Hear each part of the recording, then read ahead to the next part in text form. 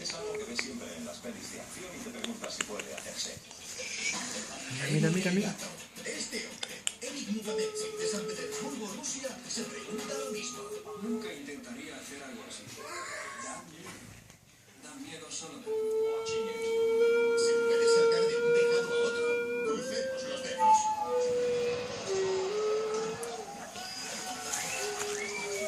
Mientras que a nosotros, humildes espectadores, nos impresiona el salto, a nuestros Phoebe. amigos les fascina algo distinto. La altura de los tejados no es la misma, lo que aumenta el peligro del salto. Phoebe.